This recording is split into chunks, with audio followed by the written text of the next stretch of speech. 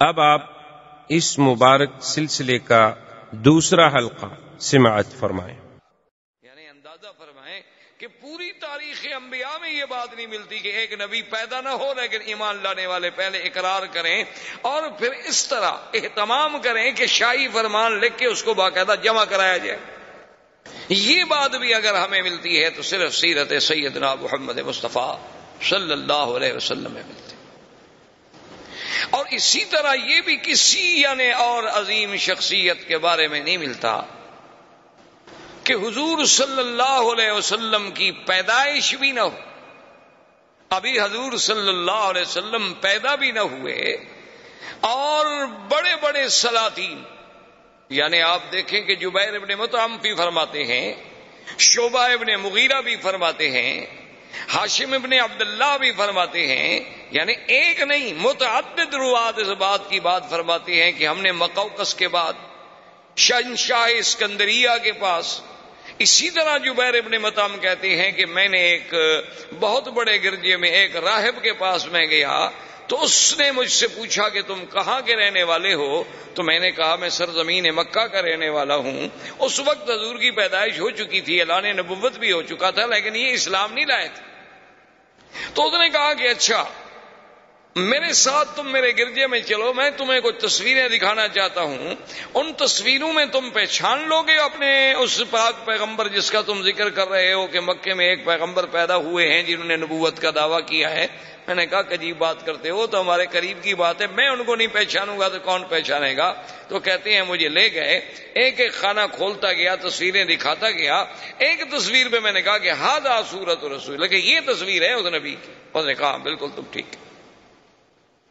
یعنی پہلے سے راہبوں کے پاس، شہنشاہوں کے پاس، مقوقس سے مصر کے پاس، شاہ اسکندریہ کے پاس، حضور صلی اللہ علیہ وسلم کے ولادت سے قبل جو دانیال پیغمبر نے آپ کی شکل بنائی، یا بعض لوگوں نے بربنائے تخیل حضور صلی اللہ علیہ وسلم کی یعنی آپ کی سیرت پڑھ کے، آپ کی صفت پڑھ کے، آپ کی بارے میں حلیہ مبارک پڑھ کے جو تیار کی تھی تصویریں، وہ پہلے سے موجود ہیں، اور کسی شخصیت کے بارے میں اتنا بڑا اہتمام نہیں ملتا۔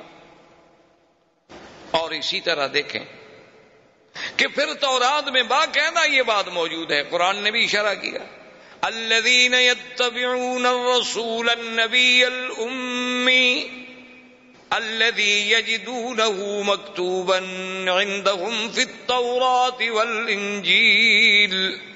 اللہ نے قرآن میں بھی ذکر فرما دیا کہ بھی حضور صلی اللہ علیہ وسلم النبی الامی، جن کا ذکر تورات و انجیل میں بھی موجود ہے، اور اسی طرح یعنی تورات میں اتنی وضاحت کے ساتھ موجود ہے، اتنی وضاحت کے ساتھ موجود ہے کہ نام موجود ہے، اور یہ بھی موجود ہے کہ مولدہ بمکہ ومہجرہ بطیبہ، کہ حضور صلی اللہ علیہ وسلم آپ کا مولد جو ہے وہ مکہ ہوگا، ہجرت جو ہے آپ طیبہ مدینہ منورہ کی طرف فرمائیں گے، اور ساتھ یہ بھی لکھا ہوا ہے کہ لیس بفظ ولا غلیظ ولا سخاب فی الاسواق، اور وہ اللہ کے نبی ایسے ہوں گے کہ سخت ہوں، کہ آپ کی طبیعت میں درستی ہو، زبان میں سختی ہو، ایسے نہیں ہوں گے، نہ بازاروں میں شور مچانے والے ہوں گے۔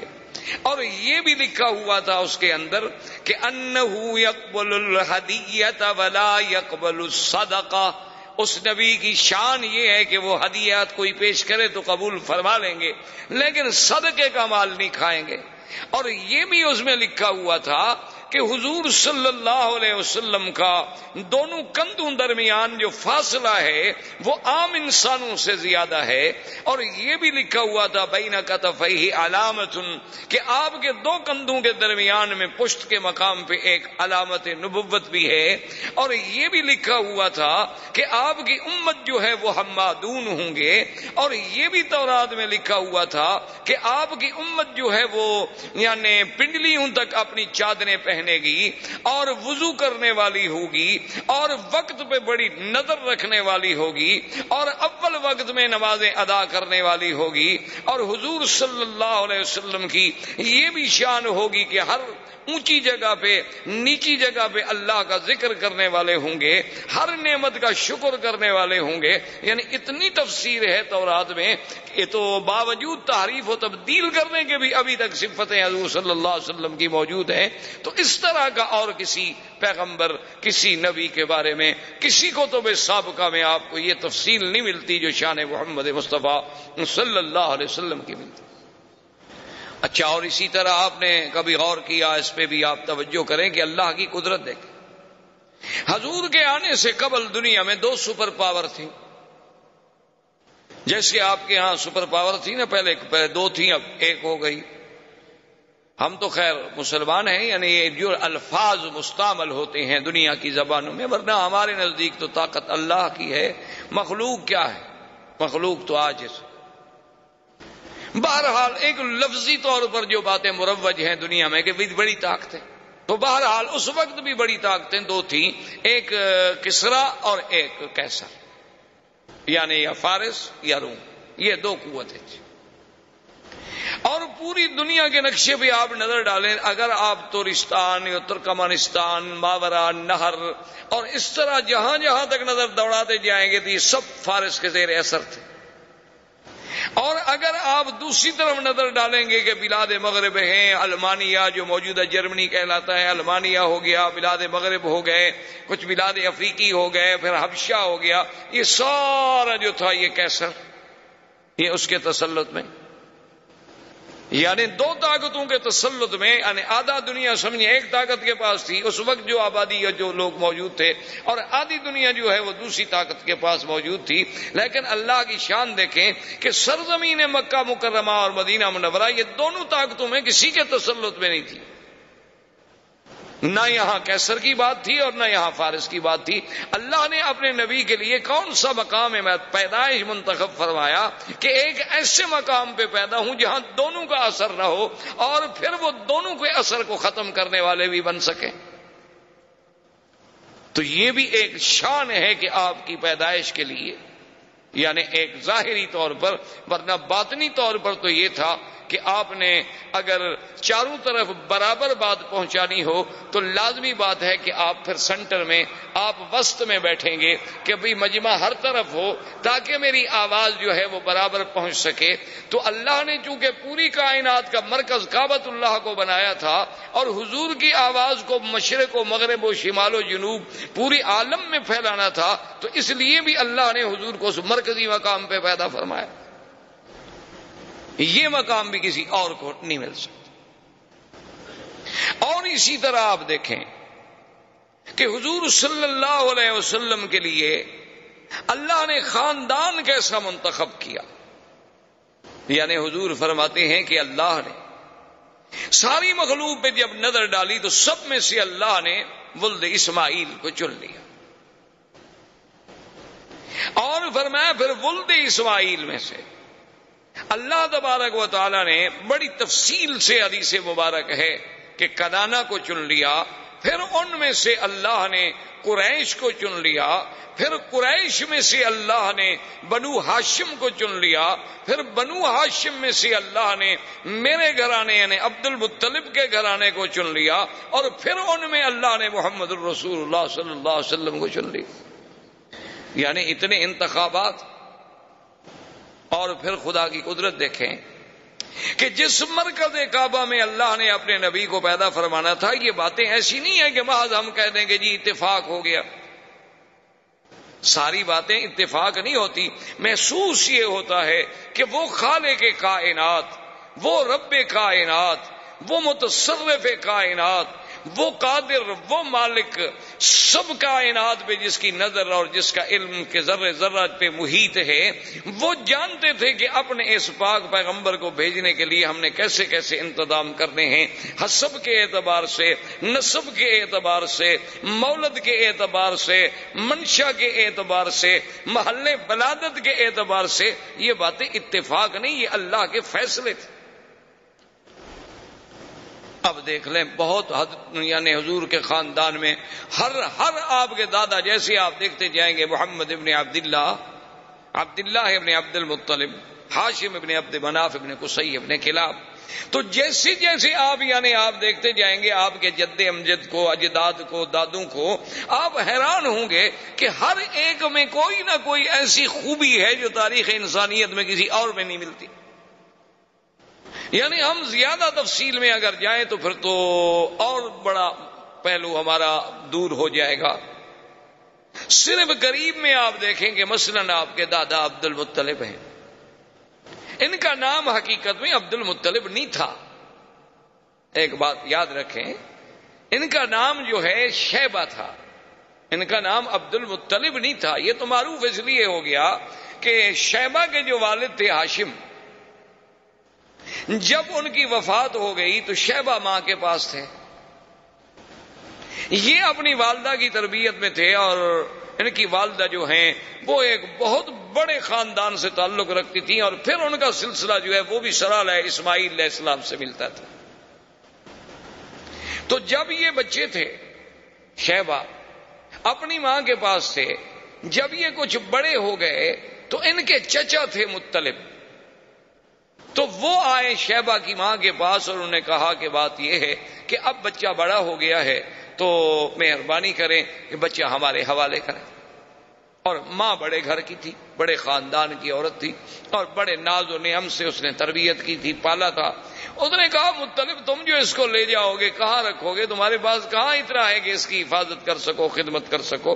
اس نے کہا یہ بات نہیں، بات ہے شرف کی، ہمارے شرف کا مقام کی بات ہے کہ یہ ساری زندگی پھر ہمیں قوم تانا دے گی کہ ہم اپنے بھتیجے کو بھی نہ اس کی کفالت کر سکے، بھی بھائی کا بیٹا تھا اس کو بھی نہ سنبھال سکے. تو یہ ہمارے لیے جو تانا ہے نا یہ بہت بڑا سخت تانا ہے. بہرحال کچھ بھی ہم نے لے جانا ہے. تو ماں نے کہا کہ اچھا میں جبر تو نہیں کرتی لیکن اپنے بیٹے کو میں اختیار دیتی ہوں، وہ چاہے تو تمہارے ساتھ چلا جائے چاہے تو ماں کے ساتھ رہے. اب دیکھیں ایک طرف یعنی شیبہ کو پتا ہے کہ مکہ جانے کے بعد میری زندگی کتنی تلخ ہو جائے گی، مجھے کتنی مشقتوں کے ساتھ زندگی گزارنی ہوگی، اور اب میں کس ناز و نعم میں زندگی گزار رہا ہوں. جب اسے اختیار دیا گیا اس نے کہا کہ اماں آپ ناراض نہ ہوں، میں اپنے چاچا کے ساتھ جانا چاہتا ہوں، میں ان کو نہیں چھوڑ سکتا کہ چاچا جو ہے وہ باپ کے قائم مقام ہے. اور ماں کا ایک وقت ہے، اس وقت تک اس کا حق ہوتا ہے بچے پر ہزانہ کا، وہ گزر گیا، اب میں بڑا ہو گیا. اسی لیے نسب جو ہے وہ باپ سے چلتا ہے، ماں سے تو نہیں چلتا. تو ماں نے کہا کہ بیٹا اگر تمہاری یہ خوشی ہے تو میں تمہیں منع نہیں کرتی. تو مطلب جو تھے وہ ان کو اونٹ پر اپنے ساتھ بٹھا کے لائے. تو بچہ بڑا خوبصورت، اور کیسے خوبصورت نہ ہو جو دادا ہو سرکار دو عالم کا صلی اللہ علیہ وسلم. تو جب وہ لے آئے تو لوگ جب مکے میں داخل ہوئے تو لوگوں نے دیکھا، تو وہ عام رواج تھا اس وقت لوگ غلام خریدا کرتے تھے، خوبصورت لڑکے خریدتے تھے، خدمت کے لیے رکھتے تھے، فخر کرتے تھے سردار کہ میرے پاس اتنے غلام ہیں، وہ کہتا میرے پاس اتنے غلام ہیں، میرا غلام اتنا قیمتی ہے، وہ کہتا میرا غلام اتنا قیمتی ہے. لوگوں نے جو دیکھا تو انہوں نے سمجھا کہ یہ بھی غلام خرید کر کے لایا ہے مطلب. تو انہوں نے کہنا شروع کر دیا عبد المطلب عبد المطلب عبد المطلب. تو لوگوں کو نام ہی بھول گیا، شیبہ تو نام ہی عبد المطلب ہو گیا، ورنہ آپ کا نام عبد المطلب نہیں تھا. اب یہ عبد المطلب جو ہے اب تو عبد المطلب کے نام سے معروف ہو گئے نا، شیبہ تو نام ہی ختم ہو گیا. یعنی آپ اندازہ کریں کہ کتنا بڑا یہ سارا اتفاق ہے. یہ اتفاق نہیں بلکہ اس خالق کے کائنات نے اپنے آنے والے نبی، اپنے پاک پیغمبر خاتم الانبیاء والمرسلین، امام الانبیاء والمرسلین کے لیے یہ سارا نظام معلوم ہوتا ہے کہ جیسے کائنات بچھائی اسی لیے گئی. یعنی ایسا محسوس ہوتا ہے کہ یہ نظام عالم، یہ نظام کائنات، یعنی اس میں جتنے رنگ بھرے گئے ہیں، جس رنگ پہ نظر ڈالو کہیں نہ کہیں جا کے اس کا جوڑ جو ہے وہ سرکار دو عالم سے لگتا ہے صلی اللہ علیہ وسلم. تو اب اس عبد المطلب نے، اب دیکھیں کہ افتخار کی بات، شرف کی بات ہوتی تھی چونکہ مکے میں مقام تھا. اور اتفاق کی بات یہ ہے، خدا کی شان یہ ہے کہ زمزم جو آج ہم پیتے ہیں یہ زمزم ختم ہو گیا، گم ہو گیا. جرم کے بعد ردمیات ہوئیں، مٹی پڑی، کچھ سیلیں آئیں، نتیجہ یہ نکلا کہ زمزم ہمیشہ کے لیے ختم ہو گیا، کہیں ملتا ہی نہیں تھا. عبد المطلب نے، ان کے ایک بیٹے تھے حارث، ان نے آپس میں بیٹھ کے غور کیا کہ ہم زمزم نہیں ملتا، یہ ہمارے لیے بہت بڑا مسئلہ ہے کہ زمزم کا وجود ختم ہو جائے، تو ہمیں چاہیے کہ ہم زمزم کو تلاش کریں۔ اب جناب کون تلاش کرے؟ یعنی کوئی تلاش کرنا آسان تو نہیں تھا نا جی، ہے تو اب آپ کے پاس وسائل ہیں، آپ کے پاس آلات ہیں، آپ کے پاس مشینیں ہیں، کیمرے ہیں، آپ کے پاس کھدائی کے ذرائع ہیں، آپ کے پاس غواصین ہیں، غوطہ خور ہیں۔ اس زمانے میں کہاں یہ انتظامات، سارا کعبۃ اللہ کے باہر تو بس ایک پہاڑی سلسلہ ہے اور پتھر ہیں۔ عبد المطلب کو بڑی تڑپ تھی کہ زمزم ملے۔ اب آپ دیکھیں، حیران ہوں کہ کیا یہ سب اتفاق ہے؟ ایک رات عبد المطلب سوتے ہوئے، رات کو سوئے ہوئے ہیں، نیند ہے، نیند میں ایک خواب دیکھتے، ایک خواب دیکھتے ہیں کہ ایک آدمی خواب میں نظر آتا ہے اور وہ ان کو کہتا ہے کہ احفر طیبہ، کہ طیبہ کو کھودو۔ سمجھ نہ آئی بات کیا کہہ رہا؟ اچھا، دوسری رات پھر خواب آتا ہے کہ احفر مضمونہ، کہ مضمونہ کو کھودو۔ پھر سمجھ نہ آئی کہ طیبہ کیا ہے، مضمونہ کیا ہے۔ تیسری رات پھر خواب دیکھا کہ احفر برہ، کہ برہ کو کھودو۔ اب وہ سمجھ نہیں رہے عبد المطلب کہ یہ کیا خواب ہے، ایک تو متواتر مجھے خواب آ رہے ہیں، ہر رات خواب نظر آ رہا ہے، اور خواب بعین ہی ایک چیز کے بارے میں ہے کہ کھودو، کبھی آتا ہے برہ کو کھودو، کبھی آتا ہے طیبہ کھودو، کبھی آتا ہے مضمونہ کھودو۔ یہ بات کیا ہے؟ چوتھی رات جب خواب آیا تو اس میں صاف آیا کہ احفر زمزم، زمزم کھودو۔ اب عبد المطلب کی بات جو تھی نا، اس کی سمجھ آئی، اس نے کہا کہ اچھا یہ سب زمزم کے ہی نام تھے دراصل، کیونکہ زمزم کوئی معمولی سی چیز تو نہیں تھی۔ تو ان نے کہا کہ یہ بات تو ٹھیک ہے، میری تو تمنا ہے کہ زمزم کھولوں اور یہ شرف جو ہے قریش کو ملے، اور قریش میں سے عبد المطلب کے گھرانے کو ملے، تاکہ سقایا ساری زندگی ہمارے ہاتھ میں رہے۔ میری تو یہ تمنا ہے، لیکن سوال یہ ہے کہ میں اور میرا ایک بیٹا کیسے ڈھونڈیں گے اب؟ کہتے ہیں کہ پھر کچھ دن گزر گئے، عبد المطلب نے پھر خواب دیکھا۔ خواب میں پھر انہیں کہنے والا کہتا ہے کہ احفر بین فرث و دم، اور عند نکرت الغراب الاعصم عند قریۃ النملہ۔ وہ خواب میں کہتا ہے کہ تم جو ہے کھودو زمزم، لیکن بینا رفس و دم کہتے ہیں خون، اور رفس کہتے ہیں گوبر۔ یہ ہم دیکھیں نا، آپ نے اللہ نے جو انسان کے لیے جانور میں دودھ کا سسٹم ہے، تو من بین فرس و دم لبنا خالصا، کہ ادھر فضلہ ہے، ادھر خون ہے، درمیان میں دودھ کی نہر ہے، اور نہ فضلے کا اثر آنے دیتے ہیں نہ خون کا اثر آنے دیتے ہیں، سائغا للشاربین۔ اللہ کی رحمت ہے تو ان کو یہ سمجھایا گیا کہ ایک طرف تو گوبر ہوگا، ایک طرف خون ہوگا، اور ایک جگہ ہوگی جہاں غراب الاسم، غراب آسم کہتے ہیں کہ کوا ہو سیاہ لیکن اس کا ایک پر سفید ہو، یعنی ہو کوا جیسے غراب مشہور ہے، تو لیکن پورا سیاہ نہیں، ایک پر اس کا سفید ہو، جہاں وہ ٹھونگ مار رہا ہو، اپنے ٹونگے مار رہا ہو، اس جگہ کو کھودو، اور وہاں یہ دیکھو کہ بھئی وہاں ایک بستی ہوگی چیونٹیوں کی۔ عبد المطلب کہتا ہے میں حیران، اب صبح کو جناب وہ سارے مکے کے زمزم والے طرف میں ایک ایک پتھر، ایک ایک پہاڑ، ایک ایک کونا، ایک ایک گلی، ایک ایک جگہ ڈھونڈ رہا ہے، نہ اس کو وہ دم ملتا ہے، نہ اس کو وہ فرس ملتا ہے، نہ اس کو وہ چیونٹیوں کی کوئی بستی ملتی ہے، نہ اس کو کہیں کوا چونچ مارتا ہوا ملتا ہے۔ وہ کہتا ہے بھی عجیب بات ہے، مجھے متواتر 4 راتیں خواب دکھلایا گیا اور پھر اتنی واضح بات کہی گئی اور لیکن موقع پر موجود نہیں۔ کہتے ہیں میں بہت پریشان تھا اور دعائیں مانگتا تھا کہ اللہ مجھے موقع دے کہ یہ سعادت مجھے ملے۔ اب دیکھیں نا، ابھی حضور تو پیدا بھی نہیں ہوئے، یعنی حضور کے تو والد بھی ابھی جوان نہیں ہوئے، لیکن عبد المطلب کو زمزم کا اتنا فکر پیدا ہو جانا وجہ کیا تھی؟ یہ سب اتفاقات تو نہیں ہے۔ کہتے ہیں کہ میں بڑا ہی پریشان ہو کے دعائیں مانگتا تھا ایک دن میں حرم کے قریب لیٹا ہوا تھا کہ میں نے دیکھا کہ ایک بندہ جو ہے وہ ایک بچڑا لے کے آیا اور اس نے آ کر ایک جگہ ذبح کیا، اور ذبح کرنے کے بعد چونکہ مشرکین مکہ کی عادت تھی کہ بتوں پہ وہ چڑھاوے چڑھاتے تھے، اساف و نائلہ کے قدموں میں آ کے جانور ذبح کرتے تھے، جیسے آج کا وثنی ہندو جو ہے وہ بھی اپنے دیوی دیوتاؤں کی بھینٹیں چڑھاتا ہے، بلکہ بعض تو ایسے بھی ہیں جو بچوں کو جا کے ذبح کرتے ہیں کہ اس سے ہمیں شکتی ملے گی۔ اور ہمارے مسلمانوں میں بھی ماشاءاللہ کوئی کمی نہیں ہے، وہ بھی اللہ کی رحمت سے بازاروں پر سینکڑوں روزانہ دمبے ذبح ہوتے ہیں ماشاءاللہ۔ بلکہ بڑے بڑے شہر جو ہیں جہاں رات کو ہوٹل بند ہو جائیں تو بہترین علاج ہوتا ہے کہ کسی مزار پہ چلے جاؤ، کوئی نہ کوئی لنگر تو چل ہی رہا ہوگا۔ حلال حرام کی باتیں تو پھر قیامت میں پتہ چلے گا نا کہ وہ حلال ہے یا وما اہل بہ لغیر اللہ میں آتا ہے، لیکن وقتی طور پر یعنی وہی ایک جگہ ہوتی ہے، جب زندہ کھانا نہ دے تو کہتے ہیں مردوں کے پاس مل جاتا ہے۔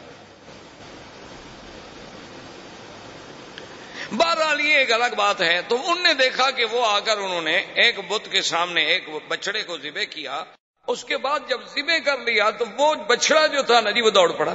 آپ نے دیکھا ہوگا کئی دفعہ جانور ذبح کرے نا اس میں کچھ نہ کچھ رگیں باقی رہ جاتی ہیں، قوت والی چیز ہو تو ایک دفعہ آخری بھڑکتا ہے چراغ صبح جب خاموش ہوتا ہے، آخری بھڑک تو پھر دکھاتا ہے نا، ہر آدمی بھڑکتا تو ہے نا، پھر جانور ہو انسان ہو۔ وہ جب دوڑا تو آگے جا کے ایک مقام پہ گر گیا، وہاں جب گرا تو وہاں انہوں نے پھر اس کو اچھی طرح اس کا کھال اتاری، اس کا پیٹ چاک کیا، اس کے آنتیں نکالی، گوشت نکالا، تو وہ فرس وہاں گری۔ تو اب عبد المطلب مجھے کہتے ہیں کہ میرے دماغ میں فوراً آ گیا کہ من بین فرس و دم، کہ ایک طرف فرس ہوگی گوبر ہوگا، ایک طرف خون ہوگا۔ میں نے کہا اب یہ جگہ تو متعین ہو گئی کہ ایک جگہ وہاں ہے جہاں ذبح کیا گیا وہاں خون پڑا ہے، اور جہاں اس کو صاف کیا گیا وہاں فرش پڑا ہے۔ تو کم از کم یہ ایک تو میرے خواب کی بات پوری ہو گئی کہ من بین فرس و دم کہتے ہیں۔ اور اس کے بعد کہتے ہیں جب اس ایریے میں میں آیا تو میں کیا دیکھتا ہوں کہ ایک کوا جو ہے ایک جگہ بیٹھے ہوئے ٹھونگے مار رہا ہے۔ میں نے اس پہ جب نظر ڈالی تو وہ بالکل اسی طرح کا کوا تھا جو مجھے خواب میں دکھایا گیا کہ عند نقرۃ غراب الاسم، کہ سارے پر سیاہ ہیں اور ایک پر سفید ہے۔ اس جگہ پر بھی میں نے جلدی سے نشان لگا لیا، اور اس کے ساتھ جب میں نے دیکھا تو ایک چھوٹی چھوٹی چیونٹیوں کا گڑھ تھا، وہاں سے راستہ جا رہا تھا، وہ مجھے کریا یعنی بستی نملا کی چیونٹی کی بستی بھی مل گئی، وہ ساری علامات مجھے مل گئی۔ تو میں نے اپنے بیٹے سے کہا کہ بیٹا معلوم یہ ہوتا ہے کہ اللہ نے ہماری بات سن لی، کہ اللہ ہمیں وہ اعزاز دینا چاہتے ہیں زمزم کا۔ اب جگہ معین ہو گئی ہے، لیکن خدائی تو بہت بڑی چیز ہے، کوئی آسان کام تو پھر بھی نہیں تھا۔ لیکن نے کہا کہ ٹھیک ہے اب کام کی ابتدا کرتے ہیں۔ دوسرے دن عبد المطلب کہتے ہیں کہ میں آیا اور میں نے اپنے بیٹے کو ساتھ لیا اور زمزم کی کھدائی شروع کی۔ تو قریش سارے اکٹھے ہو گئے، انہوں نے کہا بھی عبد المطلب یہ کیا بات ہے، ہم تمہیں اکیلا تو نہیں کھودنے دیتے، یہ تو ناممکن۔ بھئی یہ اتنا بڑا شرف جو ہے زمزم کا تم لے جاؤ، یہ ناممکن ہے۔ حتیٰ کہ وہ جناب قتال پر بھی تیار ہو گئے، لیکن عبد المطلب نے اپنے بیٹوں سے کہا کہ تم قریش کو روکو، تم ان کو جھگڑے میں روکتے رہو، میں جب تک کھدائی کرتا رہوں۔ اب جگہ تو معین مل گئی ہے نا ہمیں کہ زمزم یہاں ہے۔ تو مورخین نے لکھا ہے کہ وہ ابھی جھگڑا کرتے رہے، کچھ باتیں کرتے رہے، کچھ روکتے رہے، کچھ بات لمبی کرتے رہے، اتنے میں وہاں پانی کے آثار ملنے شروع ہوئے۔ تو عبد المطلب نے اللہ اکبر کا نعرہ بلند کیا، حالانکہ مشرک ہے، عبد المطلب مشرک ہے، لیکن اب زمزم جب مل رہا ہے تو نعرہ اللہ اکبر۔ تو یہ ان کی زبانوں سے اللہ کے نعرے بلند کروانا، ان سے زمزم کے بارے میں اتنا جنون پیدا کرنا کہ اپنے بچوں کو دینے کے لیے بھی وہ تیار ہو جائیں۔ وجہ کیا تھی کہ وہ اصل سلسلہ جو جڑ رہا ہے کہ جیسے اللہ نے زمزم کو پورے عالم کے لیے پیدا کیا، محمد مدنی کو بھی پورے عالم کے لیے پیدا کیا، جیسے زمزم کو اسماعیل کے قدموں سے پیدا کیا، میرے مدنی کا سلسلہ نسب بھی سیدنا اسماعیل سے ملتا۔ تو یہ سارے سلسلے جو جوڑے جا رہے ہیں تو مگر معلوم ہوتا ہے نا کہ وہ تقدیر ان موتیوں کو پرو رہی ہے، یہ اتفاق نہیں۔ اب جناب جب زمزم کے پانی پر اللہ اکبر کا نعرہ بلند ہوا تو قریش نے کہا کیا بات ہے؟ انہوں نے کہا دیکھو اب تو میں نے ڈھونڈ لیا بھائی، اب تم کیوں؟ انہوں نے کہا کہ نہیں، یہ تو ہم شرف تمہیں نہیں دیتے، یہ تو کچھ بھی ہو، اس میں تو ہم سب شریک ہوں گے۔ انہوں نے کہا کہ نہیں، ایسے تو بات نہیں ہے، چلو ایسا کرتے ہیں کہ ہم کوئی فیصلے کے لیے آدمی چن لیں، حکم چن لیں جو ہمارے درمیان میں فیصلہ کر دے۔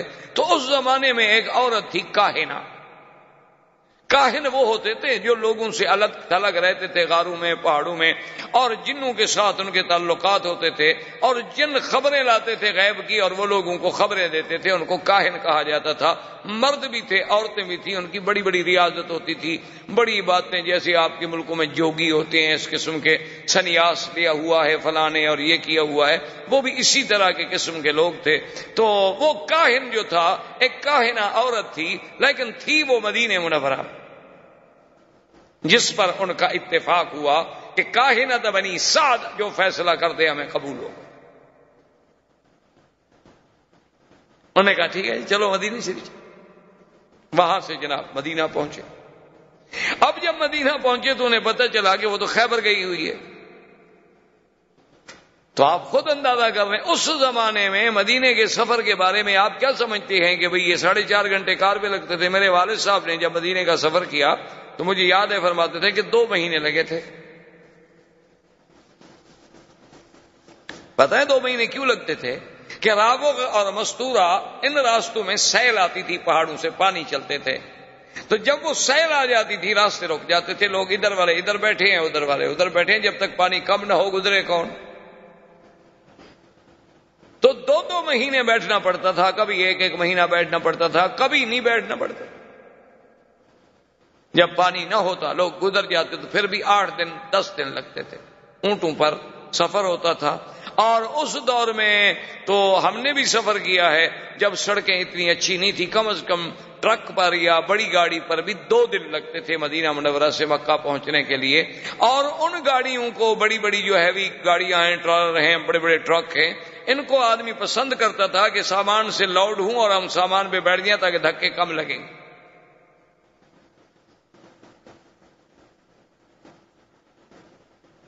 یہ تو آج اللہ کی نعمتیں ہیں جس کا ہمیں شکر نہیں۔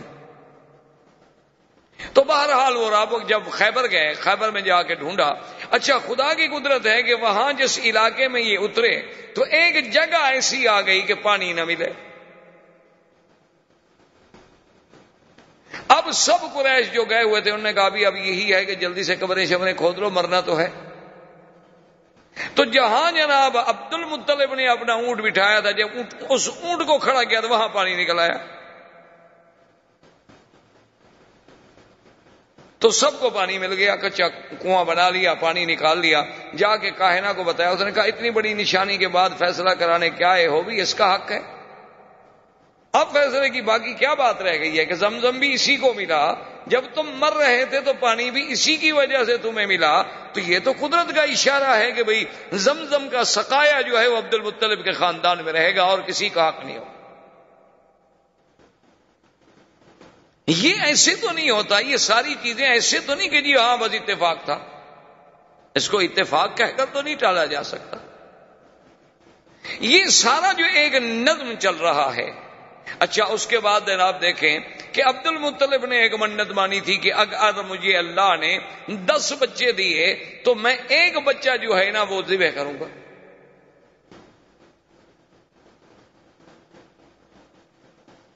کیوں اس وقت فخر سمجھا جاتا تھا نا کہ بھئی سردار جب آئے اس کے پیچھے 10 بچے ہوں، کثرت اولاد جو ہے یہ بہت بڑا اعزاز سمجھا جاتا تھا۔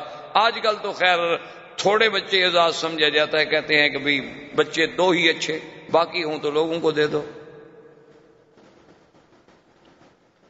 انا للہ و انا الیہ راجعون۔ بہرحال یہ تو باہر صورت ان سے پوچھے نا کہ جن نے پہلے منصوبہ بندی پہ عمل کر لیا، بچے 2 تھے وہ بھی مر گئے، اب کیا کریں؟ اللہ کے نظام کو جب چھیڑو گے تو ذلت کے سوا کچھ نہیں ملے۔ باقی تم چاہو کہ ہم بچے کم کر لیں گے، فرعون بچوں کو گولیاں چلا کے نہیں کم کر سکا تو تم گولیاں کھلا کے کہاں روک سکتے ہو؟ جس نے پیدا ہونا ہے وہ تو ہوگا۔ فرعون نے بھی تو 70,000 بنو اسرائیل کو ذبح کیا لیکن موسیٰ پیدا ہو۔ تو اس نے گولیاں مار کے بندے نہیں ختم کر سکا، تم گولیاں کھلا کے کیا بند کر سکو گے؟ بہرحال یہ عرب میں باعث فخر ہوتا تھا کہ اولاد ہو، آگے جا رہا ہے باپ، 10 بچے جناب جوان پیچھے آ رہے ہیں، تو فخر والی بات ہے۔ تو بہر صورت بڑی لمبی بات ہے، ان کو 10 اولادیں ہو گئیں، ان کے 10 بیٹے ہوئے، یہ 11واں حارث تھا، اور سب سے چھوٹا بیٹا عبداللہ تھا جو حضور صلی اللہ علیہ وسلم کے والد، اور سب سے خوبصورت۔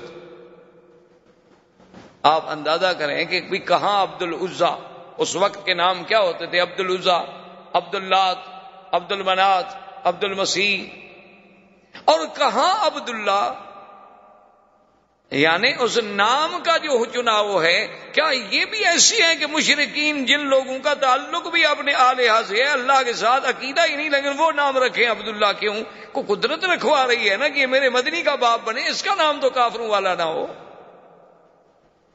یہ اللہ کا نظام تھا نا، کوئی آپ نے تو نام نہیں رکھا نا، ہم نے تو نام نہیں رکھا، یہ کوئی نظام ہے جو اس قدرت کا، جو یہ اسباب پیدا کرتی چلی جا رہی ہے کہ جوں حضور کے قریب آ رہے ہیں نام کا بھی خیال ہو، نسب کا بھی خیال ہو۔ یعنی اس سے بڑی بات ہو سکتی ہے کہ حضور پاک نے فرمایا کہ حضرت آدم سے لے کر حضرت اسماعیل سے لے کر میرے ابا عبداللہ کے گھرانے تک اللہ نے ایسی حفاظت کی ہے کہ ہمارے کسی اتنی بڑی حضرت اسماعیل سے لے کر حضرت یعنی اسماعیل کے بعد عبداللہ تک ہماری اس پوری لڑی میں کہیں عورتوں میں گناہ نہیں آیا، کسی عورت نے گناہ نہیں کیا۔ تو یہ سارا ایسی باتیں تھیں یا اللہ کی تقدیر کے فیصلے تھے۔ اب سب سے خوبصورت بیٹا عبداللہ ہے، اور جب جناب وہ بڑا ہو گیا تو عبد المطلب تو اپنی بات پہ قائم ہے، اس نے کہا آ گیا جناب وہ راہب کے پاس، اپنے کاہن کے پاس جو کعبے شریف میں رہتا تھا، ان کا کاہن اس کے پاس ہے۔ اس نے کہا میں نے تو منت مانی تھی کہ بیٹے کو ذبح کرنا ہے، لہذا چونکہ میرے بیٹے ہیں 10، میرے بیٹے 11 ہیں، لہذا تم قرعہ اندازی ڈالو کس بیٹے کا نام نکلتا ہے۔ تو اس وقت ہر بچے کا نام ایک لکڑی پہ لکھا گیا، وہ ازلام ڈالتے تھے، ایسے لکڑیاں ڈالتے تھے کہ جس کی لکڑی ظاہر ہو جائے گی سمجھو اس کا قرعہ نکل آیا۔ اب جب انہوں نے ڈالا تو قرعہ نکل آیا عبداللہ کا، اور عبد المطلب کہتے ہیں میں دعا مانگ رہا تھا کہ اللہ میرے کسی بچے کا قرعہ نکلے لیکن عبداللہ کا نہ نکلے، کیونکہ عبداللہ انہیں بہت محبوب تھا۔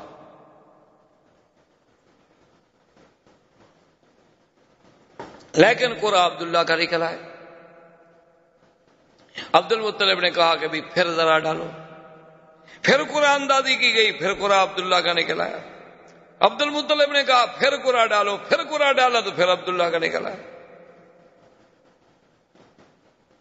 جب 3 دفعہ عبداللہ کا قرعہ نکلا تو عبد المطلب نے کہا کہ بس اب تقدیر کا فیصلہ یہی ہے، میں اپنی منت کو پورا کروں گا۔ عبداللہ کو لے کر اصاف ان کا بت تھا، ایک کو صفا پہ رکھا ہوا تھا، ایک کو مروہ پہ رکھا ہوا تھا، اصاف اور نائلہ، کہ اس کے قدموں میں جا کے اپنے بیٹے کو ذبح کروں گا۔ وہ لے کے چلا، قریش کو پتہ چلا تو قریش کے سارے بڑے بڑے اکٹھے ہو گئے۔ انہوں نے کہا عبد المطلب یہ تم کیا کر، تم اپنے بیٹے کو ذبح کر رہے ہو؟ اس نے کہا میں تو مجبور ہوں، میں تو منت مانی ہے۔ اس نے کہا چاہے منت مانو، یہ کیا منت ہوئی کہ آدمی بیٹے کو ذبح کر دے؟ اس نے کہا کہ نہیں ایسے تو میں نہیں مانتا، چلو ایسا کرتے ہیں کہ پھر اسی کاہنہ کے پاس جاتے ہیں، وہ جو فیصلہ کرے۔ مشرکین مکہ کے یہ بڑے بڑے جو تھے سارے پھر کاہنہ کے پاس آئے، اسے حکایت سنائی گئی۔ اس نے کہا اچھا مجھے یہ بتاؤ اگر تم سے کوئی آدمی مر جائے تو اس کی دیت کتنی ہے؟ اس نے کہا 10 اونٹ۔ اس نے کہا اچھا ایسا کرو، ایک طرف رکھو 10 اونٹ اور ایک طرف رکھو عبداللہ کے نام، اگر قرعہ نکل آئے اونٹوں کا تو اونٹ ذبح کر دو، عبداللہ کو چھوڑ، دیت ادا ہو گئی، تمہاری منت پوری ہو گئی۔ اور اگر نکل آئے قرعہ عبداللہ کا تو پھر 10 اونٹ اور بڑھاؤ۔ تو عبد المطلب واپس آ گئے، پھر کعبے کے آ کے اس کاہن سے کہا، اب اس نے جناب پھر قرعہ اندازی کی، ایک طرف 10 اونٹ ہیں، ایک طرف عبداللہ، پھر عبداللہ کا قرعہ نکل آیا، پھر 20 ہو گئے، پھر عبداللہ کا قرعہ نکل آیا، بڑھتے بڑھتے 100 اونٹ پر پہنچے تو اب جا کے اونٹوں کا قرعہ نکلا۔ اسی لیے حضور نے فرمایا انا ابن الذبیحین، کہ میں دو ذبیحوں کا بیٹا ہوں، کہ میرا ابا اسماعیل بھی ذبیح اللہ اور میرا حقیقی باپ جو ہے عبداللہ وہ بھی ذبیح۔ اور خدا کی شان ہے، اللہ نے اسماعیل کو بھی ذبح ہونے سے بچا لیا، عبداللہ کو بھی ذبح ہونے سے بچا لیا، اور مقام ذبیح جو ہے وہ بھی مل گیا۔ تو یہ سارا نظم جو ہے یہ ایسا نہیں کہ خود بخود ہوتا چلا جائے، یہ معلوم ہوتا ہے کہ سرکار دو عالم صلی اللہ علیہ وسلم کا مقام ہی ایسا بلند تھا کہ یہ سارے انتظام قدرت کی طرف سے ہوتے چلے آئے۔ اسی طرح عبداللہ کہتے ہیں کہ میں ایک دن مکہ مکرمہ سے باہر گیا ہوا تھا، راستے میں ایک بہت بڑا قبیلہ تھا عرب کا، اس قبیلے سے جب میرا گزر ہوا تو وہاں کچھ عورتیں کھڑی تھی پانی بھرنے کے لیے۔ پہلے زمانے میں تو عورتیں اسی طرح کنویں پہ جا کے پانی لاتی تھی۔ ان میں جو سب سے خوبصورت ترین لڑکی تھی، میں اپنی پیاس بجھانے کے لیے پانی کے لیے رکا تو اس نے میری طرف دیکھا بڑے غور سے، اور اس کے بعد وہ مجھے کہنے لگی کہ تمہارا نام کیا ہے؟ میں نے کہا عبداللہ۔ اس نے کہا اچھا وہ عبد المطلب کے بیٹے تم ہو؟ میں نے کہا ہاں۔ تو اس نے کہا اچھا ایسا کرنا کہ تم اپنے باپ کو کل ہمارے گھر بھیجنا۔ عبداللہ سمجھ گئے کہ بھئی وہ میرے ساتھ شادی کرنا چاہتی ہے، ورنہ میرے باپ کو گھر بلانے کا ایک لڑکی سے کیا تعلق ہے جس کو ہم نہیں جانتے، صرف ہم جانتے ہیں کہ فلاں قبیلے کی لڑکی، اس سے کیا ضرورت پڑی ہے کہ وہ کہے کہ اپنے باپ کو بھیجنا۔ کہتے ہیں میں نے آ کے عبد المطلب سے بات کی کہ ایسے میں سفر پہ آیا، فلاں قبیلے میں رکا، پانی پیا، فلاں لڑکی تھی، اس نے مجھے یوں کہا۔ تو اس نے کہا کہ عبداللہ تم تو بڑے خوش نصیب ہو۔ میں نے کہا جی کیسے؟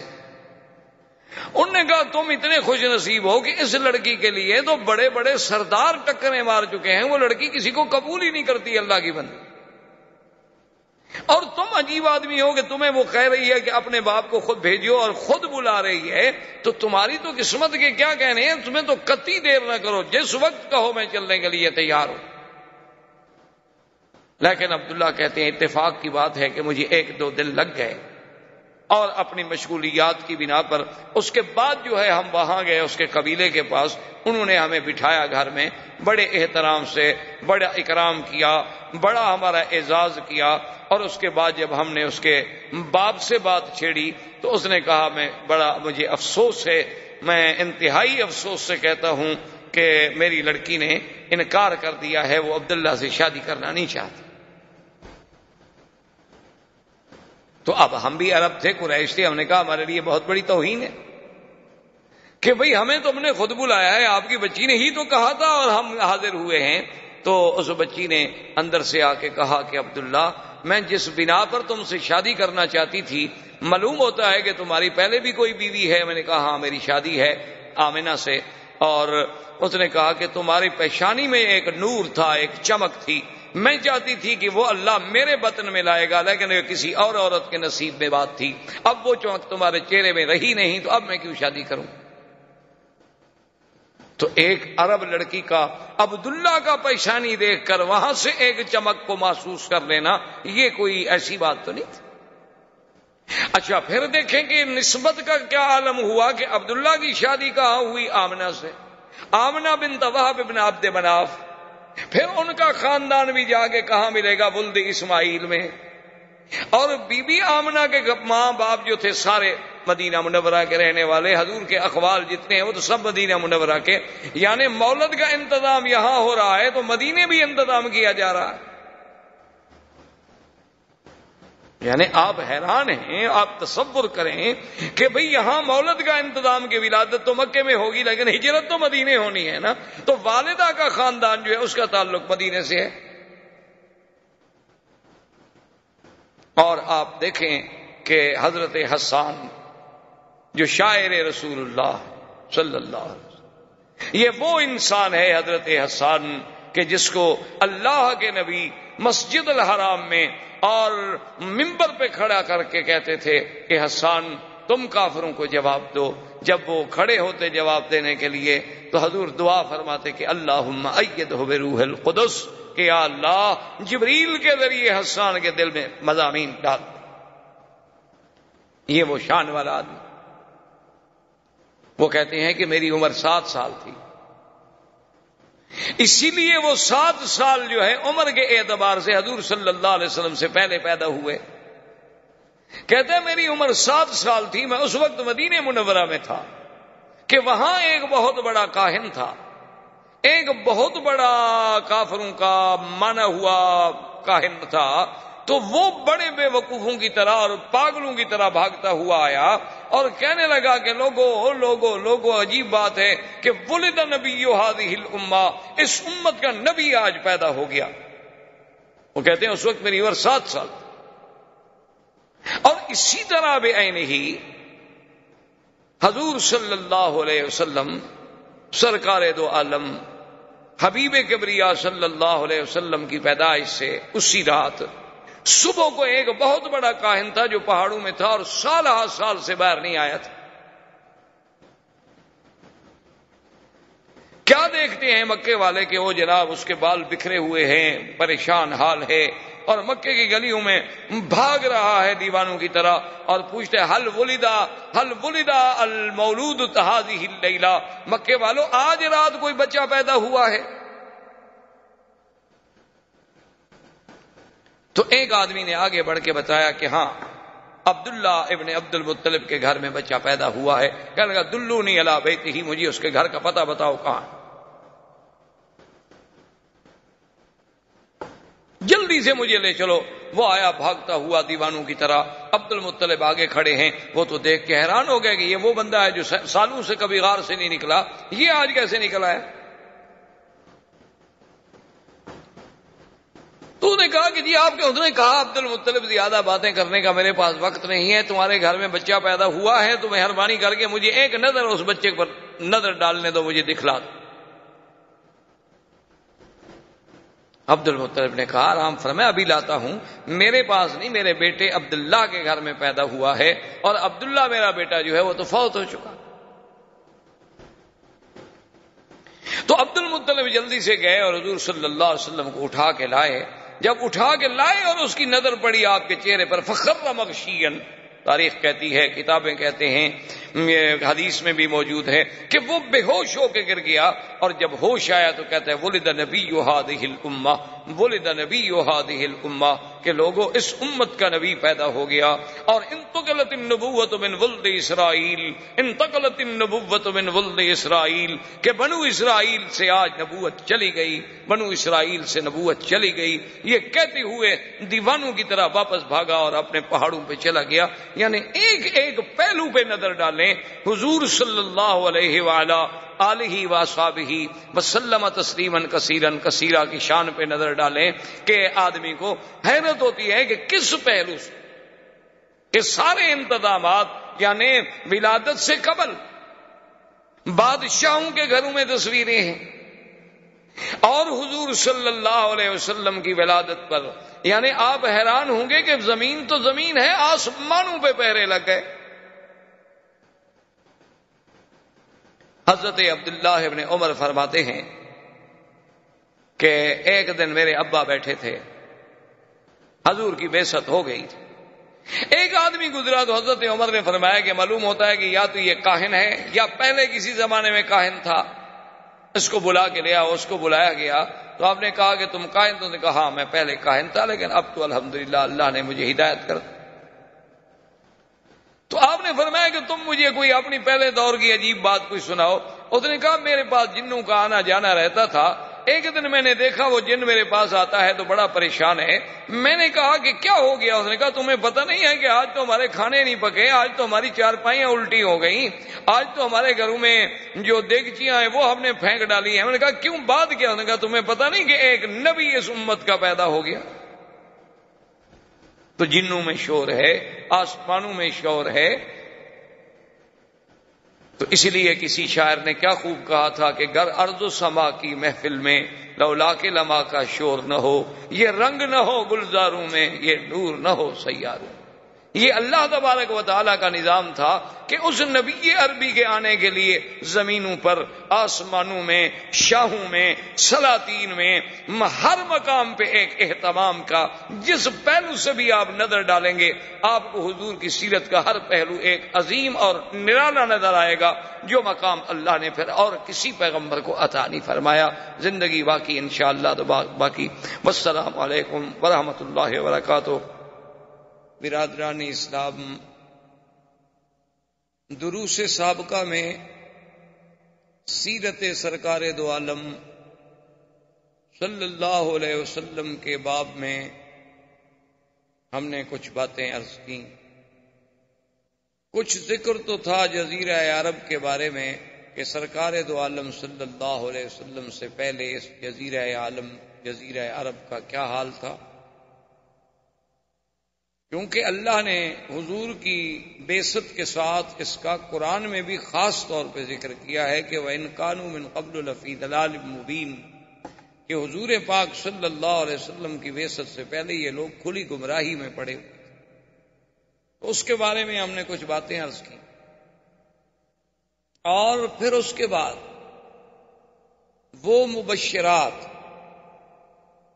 اور وہ مؤشرات، مؤشرات کا معنی یعنی وہ اشارات، مبشرات کا معنی ہوتا ہے کسی چیز کے بارے میں خوشخبریاں. تو یہ میں نے سیرت کے پہلو سے پہلے عرض کیا تھا کہ یہ ساری چیزیں ایسے نہیں ہیں کہ خود بخود ایک اتفاق ہے، بلکہ یہ بالکل اگر آدمی بڑے تأمل سے، غور سے، فکر سے سرکار دو عالم صلی اللہ علیہ وسلم کی سیرت طیبہ کے ہر پہلو پہ نظر ڈالے تو سمجھ آتا ہے کہ خالق کائنات نے یہ سارا انتظام، یہ ساری بساط جو ہے یہ اسی لیے بچھائی گئی. یہ ایسا نہیں کہ اتفاق ایسا ہو جائے. یعنی آپ کسی بھی پہلو پہ نظر ڈالیں. یہی میں نے عرض کیا تھا کہ اس وقت دنیا میں دو سپر پاورز تھی، ایک روم اور ایک فارس. لیکن یہ سرزمین حجاز ایک زمین تھی جس پہ دونوں سپر پاور کا کنٹرول نہیں تھا. تو اللہ تبارک و تعالیٰ کا اس خطے کو منتخب کرنا حضور کی ولادت کے لیے، تو اس میں آخر کوئی بات تو ایسی تھی کہ دو طاقتیں، ایک اس طرف ہے اور ایک اس طرف ہے، ایک ماورا نہر ترکمنستان کی طرف اور ایک المانیہ سے لے کر حبشہ سے لے کر یہاں تک، یہ دونوں طاقتیں باہر سے گھرے ہوئے ہیں. لیکن یہ درمیانی ٹکڑا کسی کے تسلط پہ نہیں. اور اللہ پاک نے اسی جگہ اپنے اس آخری نبی خاتم الانبیاء صلی اللہ علیہ وسلم کو پیدا فرمایا. کیونکہ یہ تو پھر آپ کے اپنے تدبر پہ ہوتا ہے. اب دیکھیں نا جی، جیسے آج کل سنا آپ نے اور پڑھا اپنے اخباروں میں بھی، ہندوستان کا، پاکستان کا ایٹمی دھماکے کرنا، یہ ساری چیزیں آپ نے پڑھی ہے. تو اس پر ایک جو سائنسدان ہیں وہ اپنی نظر ڈالے گا، جو سیاسی لوگ ہیں وہ اپنی نظر سے سوچیں گے، جو اقتصادی لوگ ہیں وہ اپنی نظر سے سوچیں گے کہ اس میں کتنا فائدہ کتنا نقصان، وہ ضرب تقسیم لگائیں گے. اور عامت الناس جو ہیں وہ اپنے فکر سے سوچیں گے. اور ایک قرآن و سنت کا طالب العلم جو ہے اسے اپنے فکر و نظر کی روشنی میں سوچنا پڑتا ہے کہ یہ بھی کوئی ایسی چیز تو ضرور ہے کہ جس سال حضور صلی اللہ علیہ وسلم کی پیدائش کا سال ہے، اسی سال میں ہاتھیوں کے بادشاہ نے حملہ کیا جو آپ پڑھ چکے. اور ہاتھیوں کے حملے کو ختم کرنے کے لیے اللہ تبارک و تعالیٰ نے پرندوں کو بھیجا. ابابیل کو بڑا معروف قصہ ہے، اور 3 پتھر لے کے آئے اور گرائے گئے اور وہ ختم کر دیے گئے ہاتھی. تو یہ وہ 3 پتھر کیا تھے جن کو اللہ نے خصوصی طور پہ قرآن میں ذکر کیا، وَأَرْسَلَ عَلَيْهِمْ طَيْرًا أَبَابِيلَ تَرْمِيهِمْ بِحِجَارَةٍ مِّن سِجِّيلٍ، کہ ہم نے وہ 3 پرندے بھیجے کہ ابابیل، اور تاکہ وہ ان پہ پتھر جو سجیل، ایک خاص جہنم کی آگ میں پکائے گئے. عام پتھر نہیں تھے کہ پہاڑ کے اٹھا لو. تو اسی سے وہ ایٹم کے ذرے پہ آپ غور کریں کہ دنیا اس ذرے پہ پہنچی کہ ایک ذرے سے بھی اتنی بڑی چیزیں جو ہیں وہ تباہ کی جا سکتی ہیں. تو اصل چیز تو یہ اسلام نے پیش کی تھی، قرآن نے پیش کی تھی. پھر اپنی اپنی سوچ سے لوگ وہاں پہنچے کہ یہ ایٹم کا ذرہ کیا ہے. اچھا، اس ایٹم کے ذرے کا اس سال پیدا ہونا جس سال نبی پیدا ہوا ہو، کیا وجہ ہے آخر؟ اس پہ آپ غور کریں. اللہ نے آپ کو علم دیا ہے، پڑھے لکھے لوگ ہیں، کہ آخر اسی سال یہ اللہ پاک نے کیوں ایٹم کا ذرہ پیدا کیا. اس سے پہلے مختلف قوموں پہ عذاب آ چکے ہیں. کسی کو سیاح سے مارا گیا، کسی کو بجلی کی کڑک سے مارا گیا، کسی کو پانی میں ڈبویا گیا، کسی کی بستیوں کو الٹ کے پھینک دیا گیا، کہیں ہوا بھیجی گئی، لیکن یہ تک عذاب کسی پہ نہیں بھیجا گیا کہ اوپر سے ایک چھوٹا سا پرندہ اڑتا ہوا آئے اور ایک چھوٹی سی کنکر ڈال دے، اور وہ اگر ایسے آگے حالت ایسی پیدا کر دے کہ فجعلہم کعصف مأکول، ایسے کہ جیسے کوئی گھاس کھا کھا کے چبا چبا کے جانور پھینک دیتا ہے نا، اتنی بڑی چیزیں اس طرح ہو جائیں۔ اچھا، اسی طرح آپ دوسری بات پہ غور کریں کہ جب حضور صلی اللہ علیہ وسلم کی بعثت کا زمانہ آیا تو آسمانوں پہ پہرے شدید ہو گئے، جنات سے کاہن کہیں بھی خبر لے آؤ، خبریں لے آؤ تاکہ ہم اپنی قوم کو خبریں دیں۔ وہ کہیں کیسے خبریں لے آئیں؟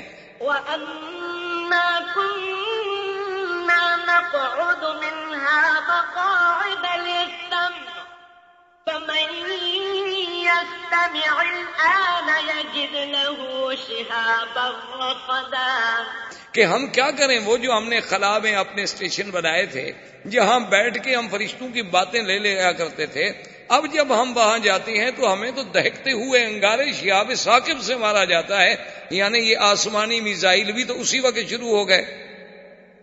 اب آپ زمین سے میزائل بنا رہے ہیں نا، اللہ نے حضور کی بعثت کے ساتھ آسمانی میزائلوں سے جنات پہ فائرنگ شروع کروا دی، درس دیا امت مسلمہ کو کہ یہ نبوت عالمگیر ہے، اس کی ابتدا میں تحفظ کے لیے یہ چیزیں ضروری ہیں تو اس کے بقا کے لیے بھی یہ چیزیں ضروری ہیں۔ ایک سبق ملا قوم کہ اس کے بغیر تم پھر اس نبوت کی حفاظت نہیں کر سکتے۔ اگر تم نے اس نبوت کی حفاظت کرنا ہے تو پھر تمہیں ایسی ایسی ایجادات کو حاصل کرنا ہوگا۔ اچھا جی، وہ ایجادات آپ کو کیسے ملیں گی؟ آپ کو یہ تو کہا جا سکتا تھا نا کہ بھی علم حاصل کرو، چاہے مکے سے حاصل کرو، علم حاصل کرو مدینے سے حاصل کرو۔ یہ کیوں کہا گیا اطلبوا العلم ولو بالسین، کہ علم حاصل کرنا ہو چاہے چین جانا پڑے؟ تو اس زمانے میں چین کا نام لینے کی کیا ضرورت کہ اطلبوا العلم ولو بالسین؟ اچھا، اس کے بعد جب یہ آیت اتری وآخرین منہم لما یلحقوا بہم، کہ ایسی لوگ بھی آئیں گے جو ابھی آپ کے پاس نہیں آئے ہیں، تو صحابہ نے پوچھا حضور وہ کون لوگ ہوں گے؟ تو حضور نے سلمان فارسی پہ ہاتھ رکھا، فرمایا اس کے قبیلے کے لوگ ہوں گے۔ لو کان العلم بالثریا لینالہ رجل من فارس، اگر علم کہکشاں ثریا پر بھی ہوگا تو فارس کی کوئی اولاد جو ہے وہاں جا کر بھی علم حاصل کرے گی۔ اچھا، ایک جگہ لفظ ہے لو کان الدین بالثریا لینالہ رجال من فارس، کہ اگر دین وہاں تک ہوگا تو ان فارس میں سے کوئی پیدا ہوگا، معنی یہ ہے کہ عجم سے کوئی پیدا ہوگا۔ فارس عجمی ہے نا عرب کے مقابلے، فارس جو ہے وہ عجم ہے نا عرب کے مقابلے پہ۔ فارس میں سے آپ کوئی ملک لے لیں، آپ یعنی ماورا النہر سارا چلے جائیں، وہ سب فارس کہلائے گا۔ تو ایک عرب تھے، فارس تھے، روم تھے، تو فارس عجم میں آئے گا۔ تو معنی یہ ہے کہ عجمی لوگ دین میں بھی اتنی آگے بڑھیں گے کہ جیسے امام ابو حنیفہ رحمۃ اللہ علیہ، اور یہ جدید ٹیکنالوجی میں بھی بڑھیں گے تو وہی عجمی ہوں گے۔ تو یہ بھی تو کوئی سبق تھا نا جو ہمیں سیرت سے ملا، صرف یہ تو نہیں۔ اور اسی کو علامہ اقبال نے کہا تھا کہ فطرت کی مقاصد کی کرتا ہے نگہبانی، یا بندہ صحرائی یا مرد کوہستانی۔ وہ یہ پہلے کہہ گیا تھا کہ فطرت کے مقاصد کی کرتا ہے نگہبانی، یا بندہ صحرائی یا مرد کوہستانی۔ وہ آخر کوئی بات تو تھی، آپ تصور کر سکتے ہیں وہ یہ باتیں کیوں کہہ گیا تھا کہ ایک ہوں مسلم حرم کی پاسبانی کے لیے، نیل کے ساحل سے لے کر تابخا کے کاشگر۔ اس وقت کاشگر کوئی آپ کے پاس تھا یا مسلمان تھے یا آزاد ہو گئے تھے؟ تو آخر یہ کیا وجوہات تھیں؟ تو میرے کہنے کا مقصد یہ ہے کہ آسمانوں پہ پہروں کا بٹھانا، ہاتھیوں کو ایٹم کے ذریعے سے اور خدائی ایٹم کے ذریعے سے ہلاک کرنا، اور اس کے بعد یہ ساری چیزیں جو ہو رہی تھیں یہ ایسے اتفاق نہیں تھے، یہ اس آنے والے نبی صلی اللہ علیہ وسلم سرکار دو عالم حضرت محمد مصطفیٰ اللہ تبارک و تعالیٰ کے اس آخری نبی کے آنے سے پہلے یہ سارے انتظام محض ایسے نہیں، بلکہ ان میں ہر چیز میں اللہ کی ایک حکمت۔ اب دیکھیں کہ حضور صلی اللہ علیہ وسلم کے لیے اللہ نے خاندان کیسا منتخب کیا، باعتبار نسب کے سب سے اعلیٰ کہ ولد اسماعیل ذریت ابراہیم، ذریت ابراہیم میں، اور پھر دیکھیں ابراہیم علیہ السلام کے دو بیٹے، ایک اسماعیل علیہ السلام اور ایک اسحاق علیہ السلام۔ اسحاق علیہ السلام سے پھر یعقوب علیہ السلام، یعقوب علیہ السلام سے پھر یوسف علیہ السلام۔ یعنی بنو اسرائیل میں جتنے نبی گزرے ہیں، ہزاروں انبیاء، سب یعقوب علیہ السلام کی اولاد ہیں، اور یعقوب علیہ السلام اولاد ہیں سیدنا اسحاق علیہ السلام کی، اسحاق علیہ السلام بیٹے ہیں سیدنا ابراہیم علیہ السلام کی۔ یعنی ایک بیٹے سے تو اللہ نے ہزاروں نبی بھیجے، اب جب دوسرے بیٹے کی باری آئی سیدنا اسماعیل کی تو ان میں ایک نبی پیدا کیا، محمد الرسول صلی اللہ علیہ وآلہ آلہ واصحابہ وسلم تسلیما کثیرا کثیرا، کہ اس ہزاروں نبیوں سے بھی وہ شان میں سبقت لے گئے۔ یعنی حضرت اسماعیل کے بلد میں تو صرف ایک نبی، حالانکہ وہ بھی تو ابراہیم علیہ السلام کے بیٹے ہیں۔ اچھا، وہ بنائے کعبہ میں باپ کے شریک ہیں، اور وہ اسماعیل علیہ السلام جو ذبیح اللہ بھی ہیں، ان کی نسل میں تو صرف ایک نبی رکھا گیا، کیونکہ اللہ تبارک و تعالیٰ کی، جیسے علماء نے لکھا ہے نا، ایک عالم نے بڑی عجیب بات کہی، اس نے کہا کہ اللہ اپنی وحدانیت میں لا شریک ہے تو ہمارا نبی بھی اپنی نبوت میں لا شریک، یعنی جیسے اس کی وحدانیت میں اس کا کوئی شریک نہیں، حضور کی بھی نبوت میں کوئی شریک نہیں، یہاں بھی اللہ نے پسند نہیں فرمایا کہ کوئی اور بھی اس کی اولاد میں نبی ہو، یہاں بھی اللہ نے میرے مدنی کو اکیلا رکھا کہ صرف ایک نبی پیدا ہو جو محمد مصطفیٰ صلی اللہ علیہ وسلم۔ اور پھر اعلیٰ نسب ایسا کہ اللہ تبارک و تعالی نے، حضور خود فرماتے ہیں کہ ان اللہ نظر الی اہل الارض، اللہ نے پوری زمین والوں پہ نظر ڈالی، اور ان میں سے ولد اسماعیل، ولد اسماعیل میں سے کنانا، کنانا میں سے قریش، قریش میں سے بنو ہاشم، اور بنو ہاشم میں سے مجھے چن لیا۔ یعنی اللہ نے نسب دیکھیں کیسے نسب صاف کیا کہ ساری دنیا میں سے ولد اسماعیل کو منتخب کیا، اور پھر بنو کنانا، اس کے بعد ان میں سے پھر قریش کو چنا گیا۔ قریش میں سے بھی پھر، قریش کے بھی تو بہت بڑا قبیلہ تھا نا، آگے کئی بطن تھے، کئی شاخیں تھیں، کئی ان کی آگے فرو تھیں، ان میں سے اللہ نے بنو ہاشم کو چنا، اور بنو ہاشم کے گھرانے میں سے اللہ نے عبداللہ کو چنا، اور عبداللہ کے گھر میں اللہ نے محمد الرسول اللہ صلی اللہ علیہ وآلہ آلہ وصحبہ وسلم تسلیما کثیرا کثیرا کو چنا۔ یعنی آپ اندازہ فرمائیں یہ سارا ایسے تو نہیں۔ اور پھر یہ دیکھیں کہ جب قریش کا خاندان، یہ لوگ اپنے شرف کے لیے، یعنی اتنے لوگ تھے کہ آج کل تو لوگ پیسوں کے لیے لڑتے ہیں، آج کل تو لوگ پیسوں کے لیے لڑتے ہیں، عورت کے لیے لڑتے ہیں، زر کے لیے لڑتے ہیں، زمین کے لیے لڑتے ہیں، لیکن یہ خاندان جو ہے اس کا کمال دیکھیں، یہ اپنے شرف کے لیے لڑتے تھے کہ یہ ہماری عزت کا مسئلہ ہے۔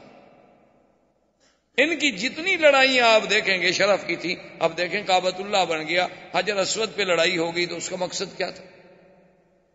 حجر اسود پہ لڑائی ہو گئی، اور لڑائی کا بھی یہ عالم تھا کہ باقاعدہ خون کے پیالے بھر کے ہاتھ ڈبوئے گئے، خون کے پیالے بھر کے رکھے گئے، قریش کے سرداروں نے اس میں ہاتھ ڈالے، ہاتھ ڈال کے پھر ایک دوسرے سے ہاتھ ملائے کہ ہم خون دے دیں گے، اپنا آخری قطرہ تک بہا دیں گے، لیکن حجر اسود ہم رکھیں گے تاکہ قیامت تک یہ شرف ہمیں ملے کہ فلاں قبیلے نے حجر اسود رکھا تھا، فلاں آدمی نے حجر اسود رکھا تھا اللہ کے کعبے میں۔ سب لڑنے مرنے پہ تیار ہو گئے۔ لڑائی کس بات کی تھی؟ شرف، کہ یہ شرف ہمیں ملا۔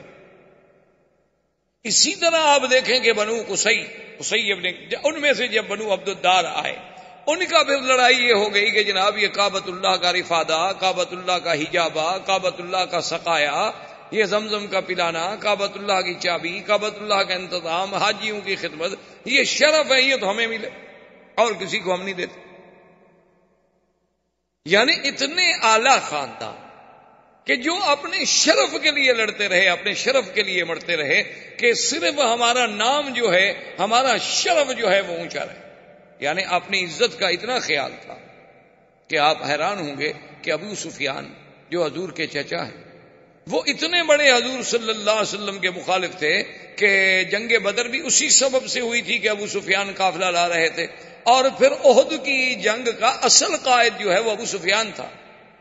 یعنی حضور سے جنگ لڑنے کے لیے مکے سے مدینہ پہنچا، اتنی عداوت رکھنے والا آدمی، لیکن جب حضور کی شادی ام حبیبہ سے ہو گئی رضی اللہ تعالی عنہا، جو ابو سفیان کی بیٹی تھی، وہ مسلمان ہو گئی تھی، اپنے شوہر کے ساتھ حبشہ چلی گئی، وہاں اس کے بعد جب بیوہ ہوئیں اور اس کے بعد وہاں سے فارغ ہوئیں تو پھر ان کا نکاح حضور سے ہوا، جو نجاشی بادشاہ نے کیا، حق المہر بھی نجاشی بادشاہ نے ادا کی۔ تو جب ام حبیبہ حضور کی بیوی بن گئیں اور ابو سفیان کو پتہ چلا تو اس نے کہا بات یہ ہے کہ ھذا فحل لا یجدع انفہ، کہ اب محمد مدنی کی ناک کو نیچے نہیں کیا جا سکتا۔ اب ان کو اتنا بڑا شرف مل گیا ہے کہ ابو سفیان کی بیٹی اس کے گھر میں ہے، تو جب میری بیٹی کا وہ شوہر ہو اب اس کا ناک نیچے کون کر سکتا؟ اب تو اتنے بڑے سردار کی بیٹی اس کے گھر میں چلی گئی، یعنی اپنے شرف پہ مر مٹنے والی قوم۔ اور پھر جناب آپ دیکھیں کہ عبد المطلب کے بھی اس بیٹے کے گھر میں حضور پیدا ہوتے ہیں جس کا نام عبداللہ ہو، یعنی آپ اندازہ فرمائیں۔ اسی لیے آپ دیکھیں نا جی کہ لفظ، حالانکہ اس زمانے میں تو عام نام ہوتے تھے، عبداللہ، عبد العزیٰ، عبد المنات، فلاں بتوں کے نام پر نام رکھے جاتے تھے، لیکن اس نام کا انتخاب بھی تو کوئی قدرت کی طرف سے ہو رہا تھا نا، کہ میرے مدنی کے نام کے ساتھ ان کے کسی نسب میں کوئی ایسا نام بھی نہ آئے نا جس میں شرک کی بو آتی ہو۔ اللہ تبارک و تعالیٰ کی حکمت۔ یہ سارے اہتمامات کے بعد اب دیکھیں کہ آپ کی والدہ، پھر اس کا نسب جو ہے، چونکہ حضور کا مولد کیا تھا مکہ، اور حضور کا مہجر کیا ہے، مقام ہجرت کیا ہے، طیبہ اور مدینہ، تو بی بی صاحبہ بی بی آمنہ جو ہے ان کا گھر جو ہے مدینہ میں ہے۔ اچھا، آگے جا کے نسب جو ہے وہ عبد مناف میں حضور سے مل جاتا ہے۔ حضور صلی اللہ علیہ وسلم کا نسب آپ دیکھیں گے، محمد ابن عبداللہ ابن عبد المطلب، ہاشم ابن عبد مناف، قصی ابن کلاب، یہ عبد مناف میں جا کے آمنہ بنت وہب، آگے عبد مناف، پھر جا کے حضور صلی اللہ علیہ وسلم نے نسب مل گیا۔ اچھا، تیسری بات دیکھیں جو حضور پاک نے فرمائی اپنی سیرت میں، اور کتنی بڑی بات ہے، فرمایا ولدت من نکاح، آپ نے فرمایا کہ اللہ تبارک و تعالی نے میرا سلسلہ سیدنا اسماعیل سے لے کر میری اماں آمنہ تک، فرمایا اصلاب طاہرۃ و ارحام طاہرات، اللہ نے مجھے منتقل جو کیا ہے تو حضرت اسماعیل سے لے کر میری والدہ آمنہ تک کسی عورت نے گناہ نہیں کیا۔ یعنی اللہ نے کیسے محفوظ رکھا اس سلسلے کو کہ جہاں جہاں حضور صلی اللہ علیہ وسلم کا نسب جڑتا گیا، کفر تو آیا لیکن ان عورتوں میں گناہ نہیں آیا۔ یعنی وہ کافرت ہو سکتی ہیں لیکن ناپاک نہیں تھیں، چونکہ وہ سلسلہ نقل ہوتا چلا آ رہا ہے حضور صلی اللہ علیہ وآلہ وسلم کا، ایک باپ سے دوسرا، پھر تیسرا، پھر چوتھا، حتیٰ کہ بی بی آمنہ تک یہ سلسلہ چلا۔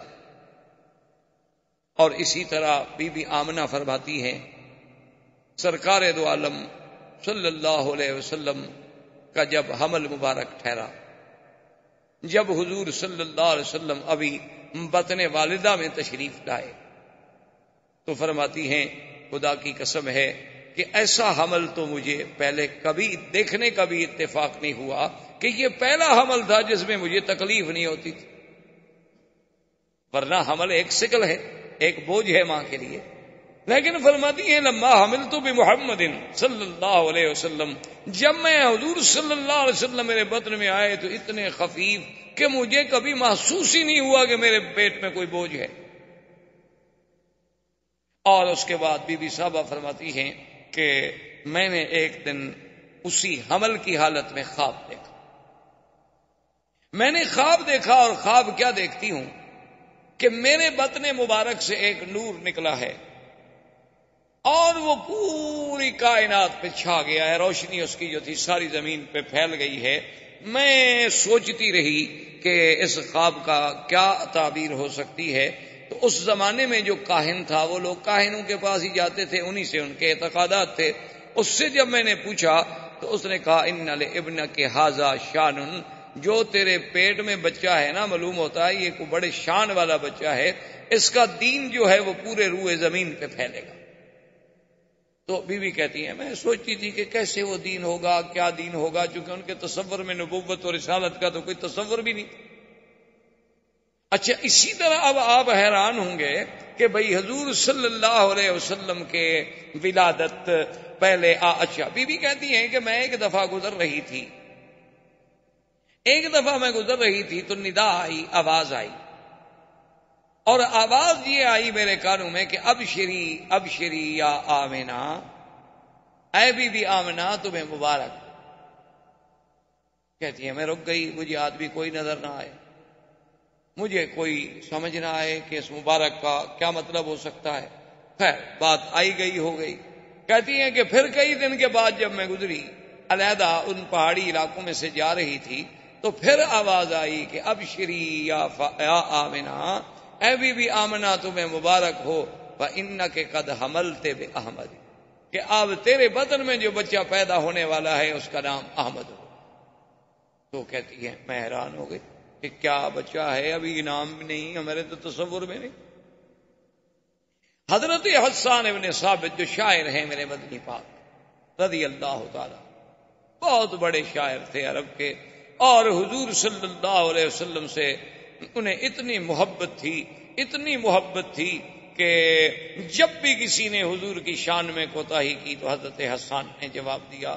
ایک دفعہ کفار قریش نے کچھ بات کی تو حضرت حسان نے کہا کہ یا رسول اللہ مجھے اجازت دیں کہ میں قریش کو جواب دوں۔ آپ نے فرمایا حسان تم قریش کو کیسے جواب دو گے، آخر میں بھی تو قریش میں سے ہوں نا، کیونکہ جب تم قریش کا گلہ کرو گے تو آخر میں بھی تو کرچی ہوں، جب تم قریش کی تنقید کرو گے تو قریش میں تو میں بھی شامل ہوں۔ تو اس نے کہا حضور آپ نے دیکھا ہے کہ کوئی بال اگر کسی آٹے میں پڑ جائے تو عورت اس کو کیسے نکالتی ہے، اس پر کوئی آٹے کا نشان بھی نہیں رہتا۔ خدا کی قسم میں قریش میں سے آپ کو ایسے نکال لوں گا کہ آپ کی ذات پر تو کوئی میل نہیں آنے دوں گا۔ حضور صلی اللہ علیہ وسلم یہ وہ شخص ہے جس کو مسجد الحرام میں خود ممبر دیتے تھے اور فرماتے تھے کہ اس ممبر پہ کھڑے ہو کے جواب دو، اور جب حسان جواب دیتے تو حضور دعا کرتے تھے اللہم ایدہ بروح القدس، کہ یا اللہ جبریل کے ذریعے میرے صحابی کے دماغ میں مضمون ڈال۔ یہ وہ شان والا آدمی ہے۔ وہ کہتے ہیں میری عمر 7 سال تھی، 7 سال تھی اور میں مدینہ منورہ میں اپنے فیملی رشتہ داروں کے پاس تھا، اور 7 سال کا بچہ کوئی ادھر سوچ ہی نہیں، کوئی تصور ہی نہیں۔ کہتے ہیں کہ وہاں کا جو سب سے بڑا کاہن تھا، میں نے ایک دن دیکھا، کیا دیکھتا ہوں کہ صبح صبح وہ مدینہ منورہ کے یہود کے ایک قلعے کے اوپر چڑھا ہوا ہے اور پکار پکار کے اور زور زور سے کہہ رہا ہے کہ یا ایھا الناس یا ایھا الناس قد طلع نجم احمد، کہ اے لوگوں وہ احمد کا ستارہ طلوع ہو گیا ہے، وہ ستارہ آ گیا اپنے برج میں۔ لوگوں نے کہا کہ بھی کیا مانا؟ انہوں نے کہا کہ جو اس امت کا نبی پیدا ہونا ہے اس کا نام احمد ہوگا، تو وہ ستارہ جو ہے اب اپنے مدار میں آ گیا ہے۔ مانا یہ تھا کہ حضور صلی اللہ علیہ وسلم کا حمل مبارک ٹھہر چکا ہے۔ تو اب یہود کا سردار اور ان کا کاہن وہاں یہ شور کر رہا۔ عبد المطلب کہتے ہیں کہ میں شام کی طرف نکلا تجارت کے لیے، میرے ساتھ 3 آدمی اور تھے قریش کے۔ تو وہاں ہم جب شام میں آئے تو کچھ یہودی علماء راہب بڑے بڑے جو تھے انہیں پتہ چلا کہ مکے کے کچھ لوگ آئے ہوئے ہیں، تو انہوں نے ہم سے رابطہ کیا، ہم سے ملے، جب ہم سے پوچھا کہ آپ لوگ کون ہیں، ہم نے کہا قریش ہیں۔ کہاں سے آئے؟ انہوں نے کہا مکہ سے آئے ہیں۔ کیوں آئے؟ انہوں نے کہا تجارت کے لیے۔ انہوں نے کہا اچھا ایک بات ہم آپ کو بتاتے ہیں کہ ابھی تھوڑی سی مدت باقی رہ گئی ہے کہ سرزمین مکہ میں ایک بچہ پیدا ہوگا اور وہ نبی ہوگا اس امت کا، اور وہ بچہ جو ہے اس کا نام محمد ہوگا صلی اللہ علیہ وسلم، وہ نبی ہوگا اس امت کا اور نام محمد ہوگا صلی اللہ علیہ وسلم۔ تو عبد المطلب کہتے ہیں کہ ہم چاروں نے یہ بات دماغ میں رکھ لی۔ اب عبد المطلب کہتے ہیں میرا تو بچہ پیدا ہونے کا رہا، میں تو بوڑھا ہو گیا تھا، میں نے دل میں یہ فیصلہ کر لیا کہ میرے بچوں میں سے جس بچے کے گھر میں بچہ پیدا ہوگا تو میں نام محمد رکھوں گا، پتہ نہیں شاید وہی نبی بن جائے۔ اور ان چاروں نے بھی فیصلہ کر لیا کہ ہمارا اگر کوئی بچہ پیدا ہوگا تو ہم بھی نام محمد رکھیں گے. اور خدا کی شان ہے کہ ان سب کے لڑکے پیدا ہوئے تو سب نے نام محمد رکھا. اور عبداللہ کے گھر میں جب حضور پیدا ہوئے تو عبد المطلب نے بھی نام محمد رکھا. تو اب نام کے لیے بھی پہلے سے اہتمام کیا جا رہا ہے کہ نام بتانے کے لیے بھی احبار و رہبان جو ہیں پہلے خوشخبریاں دے رہے ہیں کہ ایک نبی پیدا ہوں گے جن کا نام محمد ہو. اچھا پھر نام پہ بھی غور کریں. ایک نام وہ ہے جو آسمانوں میں تھا اور ایک نام وہ ہے جو زمین میں آیا. آسمانوں میں آپ کا نام احمد تھا. اسی لیے سیدنا عیسیٰ علیہ السلام نے قرآن پاک میں جو آتا ہے آپ نے جو خبر دی تھی وَمُبَشِّرًا بِرَسُولٍ يَأْتِي مِن بَعْدِ اسْمُهُ احمد، فرمایا میں خوشخبری دیتا ہوں کہ میرے بعد جو نبی آئے گا اس کا نام احمد ہو. تو پہلا نام حضور کا احمد ہے اور جب زمین کا نام ہے تو وہ محمد ہے. اور ان دونوں ناموں پہ غور کریں. احمد کا معنی سب سے زیادہ حمد کرنے والا. احمد کا معنی کیا ہے کہ سب سے زیادہ حمد و ثنا کرنے والا. اور محمد کا معنی کیا ہے جس کی سب سے زیادہ حمد و ثنا کی گئی ہو وہ محمد. اور سب سے زیادہ حمد و ثنا کرنے والا احمد. اچھا پہلے احمد بنے گا تو پھر محمد ہوگا نا. پہلے اللہ کی حمد و ثنا کرے گا پھر مقام محمد و مقام محمودیت نصیب ہوگا. تو اس لیے پہلا نام احمد تھا اور دوسرا نام جو ہے وہ محمد تھا صلی اللہ علیہ وسلم. یہ تو آپ کے اسماء تھے. ویسے اسماء صفاتی تو قرآن میں اللہ نے بڑے ذکر کیے. قرآن میں نام محمد بھی موجود ہے اور احمد بھی موجود ہے. مبشرم برسول یأتی من بعد اسمہ احمد. اور کہیں فرماتے ہیں ما کان محمد ابا احد من رجالکم ولکن رسول اللہ. محمد بھی نام. اور کہیں فرماتے ہیں وما محمد الا رسول. اور کہیں فرمایا محمد الرسول اللہ. اس سب اچھا صفاتی نام بھی موجود ہیں. وما ارسلناک الا رحمتا للعالمین. اور اسی طرح یا ایھا النبی انا ارسلناک شاہدا ومبشرا ونذیرا. اور کہیں فرماتے ہیں لقد جاءکم رسول من انفسکم عزیز علیہ ما عنتم حریص علیکم بالمؤمنین رؤوف الرحیم. اور کہیں فرماتے ہیں وما ارسلناک الا رحمتا للعالمین. تو یہ سارے اسماء جو ہیں قرآن میں بھی موجود ہیں. اچھا اور خدا کی شان دیکھو کہ نام محمد تو قرآن میں ہے لیکن اللہ نے کہیں یا محمد نہیں کہا.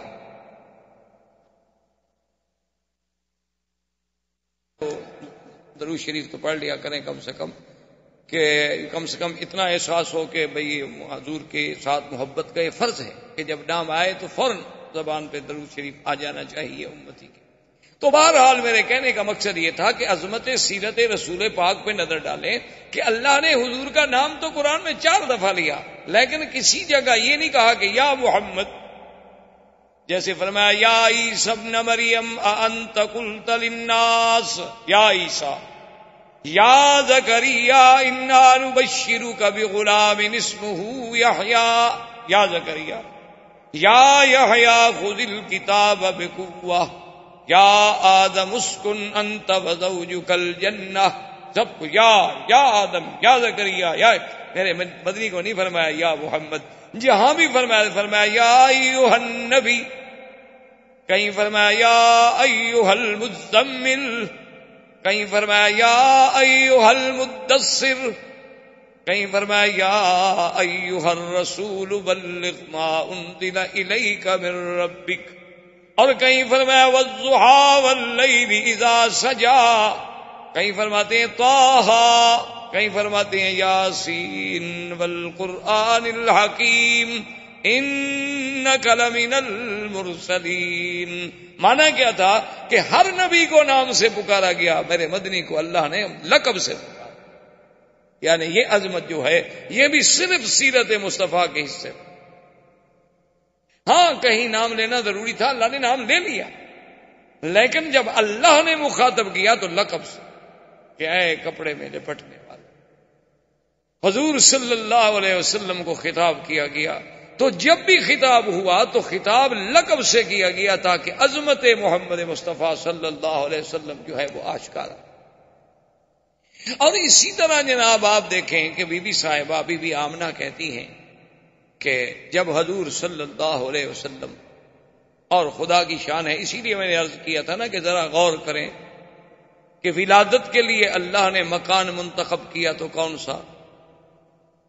یعنی جہاں آپ کا مولد ہے وہ مقام کون سا ہے کہ جس کی اللہ قرآن میں قسمیں کھا رہے ہیں کہ لا اقسم بہذا البلد، اور وہ مقام ہے کہ اول بیت وضع للناس للذی ببکۃ مبارکا، سب سے پہلا گھر. اچھا پھر دیکھیں جوڑ دیکھیں، گھر سب سے اول، نبی سب سے آخر، یعنی اول بیت اور آخرہ نبی، یعنی خدا کی شان. اچھا پھر یہ ہے کہ کعبہ بھی مرکز اور ہدی للعالمین، اور میرا مدنی بھی رحمت للعالمین.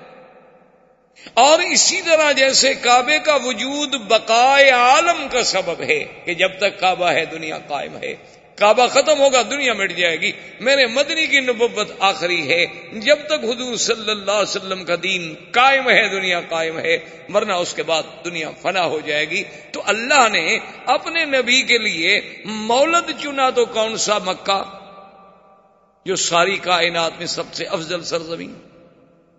اچھا اور زمان چنا تو کون سا؟ ربیع الاول. ربیع الاول، ربیع کا موسم آپ جانتے ہیں کہ سب سے اچھا موسم کیا ہوتا ہے؟ ربیع. اور زمانہ چنا تو ربیع الاول، مکان چنا تو کعبۃ المشرفہ، اور سنہ کون سا چنا؟ اصحاب الفیل، کہ جس میں کفر کی قوتوں کو ختم کر کے اسی سال محمد مدنی کو پیدا کیا گیا صلی اللہ علیہ وآلہ آلہ واصحابہ وسلم تسلیما کثیرا کثیرا. اور اس کے بعد جب پیدا ہوتے ہیں تو آپ اندازہ فرمائیں کہ بی بی صاحبہ فرماتی ازاد منہا، فرماتی ہیں ایسا نور ہوا کہ ازاد منہا قصور شام، کہ شام کے محل نظر آنے لگے اور کسرا کے محل کے کنگرے گر گئے.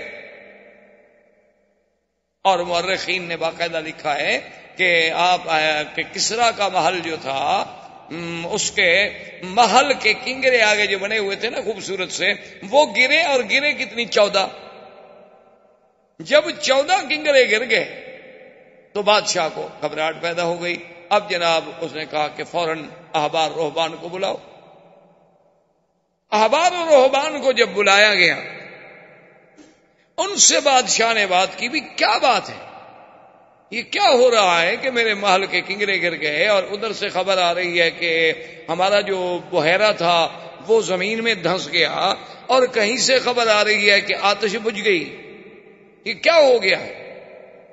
مجوس کی آتش جو سینکڑوں سالوں سے، صدیوں سے آگ جل رہی تھی، کیونکہ ان کے نزدیک آگ کا بجھ جانا جو ہے وہ تو بہت بڑی، یعنی بہت بری بات تھی، اس لیے وہ ہمیشہ آگ کو جلاتے ہیں. لیکن وہ آگ بجھ گئی، اور پورے کا پورا ایک یعنی جھیل جو ہوتی ہے پانی کی، ایک بحیرہ جو تھا وہ زمین میں فوراً دھنس گیا، اور میرے محل کے 14 کنگرے گر گئے. یہ بات کیا ہو رہی؟